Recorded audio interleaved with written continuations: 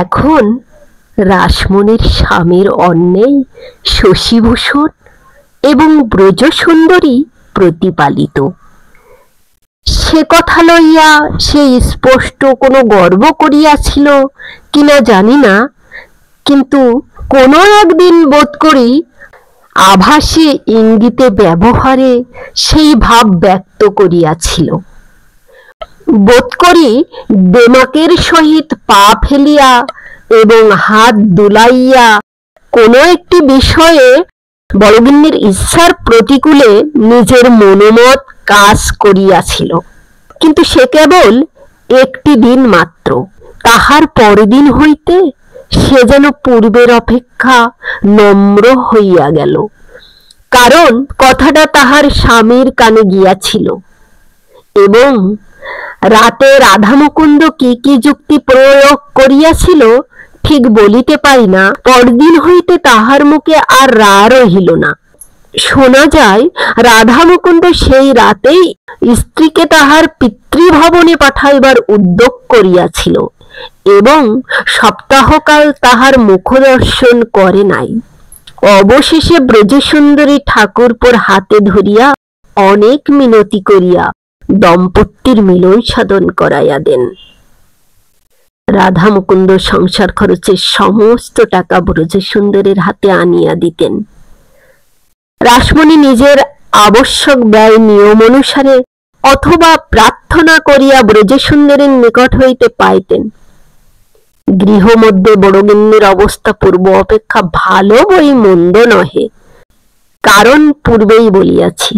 শশীভূষণের মুখে যদিও তাহার সহজ প্রফুল্ল হাস্যের বিরাম ছিল না, কিন্তু গোপন অসুখে তিনি প্রতিদিন কৃশ হইয়া যাইতেছিলেন।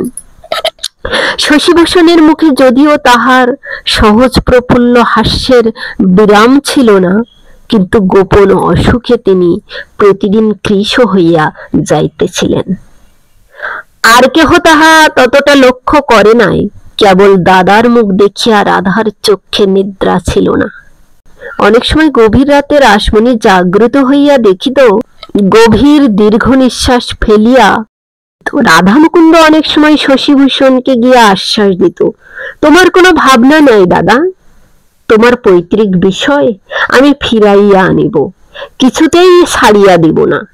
বেশি দিন দেরিও হইল না, বেশি দিন দেরিও নাই, বাস্তবিক বেশি দিন দেরিও হইল না।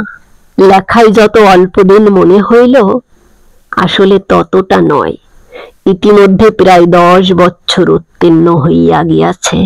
10 বছর পূর্বে শশীভূষণ যৌবনের পূর্ব প্রান্তে পৌর বয়সের আরম্ভ ভাগে ছিলেন, কিন্তু এই 8-10 বছরের মধ্যে তিনি যেন অন্তর্রুদ্ধ মানসিক উত্তপের বাষ্পযানে চড়িয়া একেবারে সবেগে বার্ধক্যের মাঝখানে আসিয়া পড়িয়াছেন।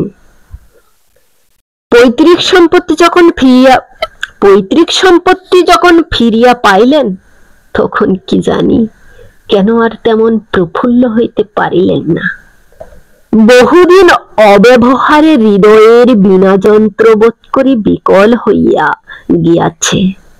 এখন সহস্রবার তার টানিয়া বাঁধিলেও ঢেলা হইয়া নামিয়া যায়, সে সুর আর কিছুতেই বাহির হয় না। গ্রামের লোকেরা বিস্তর আনন্দ প্রকাশ করিল। তাহারা একটা ভোজের জন্য শশীভূষণকে গিয়া ধরিল। শশীভূষণ রাধামুকুন্দকে জিজ্ঞাসা করিল, কি বলো ভাই?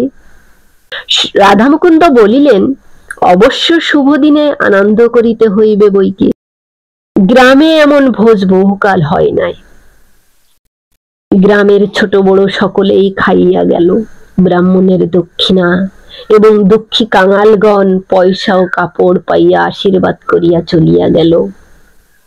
শীতের আরম্ভে গ্রামে তখন সময়টা খারাপ ছিল। তাহার উপরে শশীভূষণ পরিবেশনাদি বিবিধ কার্যে 3-4 দিন বিস্তর পরিশ্রম এবং অনিয়ম করিয়াছিলেন। তাহার ভগ্ন শরীরে আর সহিল না। তিনি একেবারে শয্যাশায়ী হইয়া পড়িলেন।